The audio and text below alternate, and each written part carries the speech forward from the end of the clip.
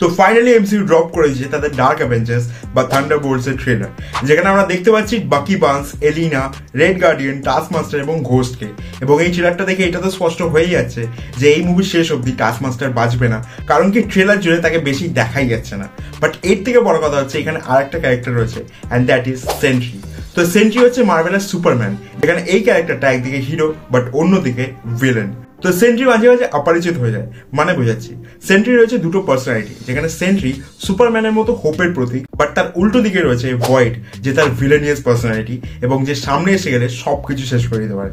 তো সেন্ট্রি প্রচন্ড powerful, Hulk হোক বা গ্যালাক্টাস তাদের সবাইকে হারানোর ক্ষমতা রাখে সে। তো একবার নরম্যান অসবর্ন সেন্ট্রিকে পাঠিয়েছিল অ্যাসগার্ডে হামলা করতে, এবং সেইখানে গিয়ে লিটারালি সে গড অফ ওয়ার এরিসকে দুবাকে চিড়ে ফেলেছিল।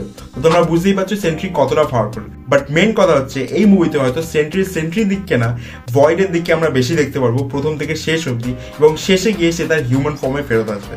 বাট আমার কথা হচ্ছে এই থান্ডারবোল্টসের টিম কি করে তাকে হারাবে, যেখানে তারা উঠতে পারে না, কোনো রকম সুপার পাওয়ার্স নেই, শুধুমাত্র ঘুষি মেরে আর গুলি চালিয়ে কি তারা এই যুদ্ধ জিততে পারবে? তো এবার দেখা যে তারা কি করে এই সেন্ট্রিকে হারায়, নাকি এই মুভিতে রয়েছে অন্য একটি সারপ্রাইজ ক্যারেক্টারও।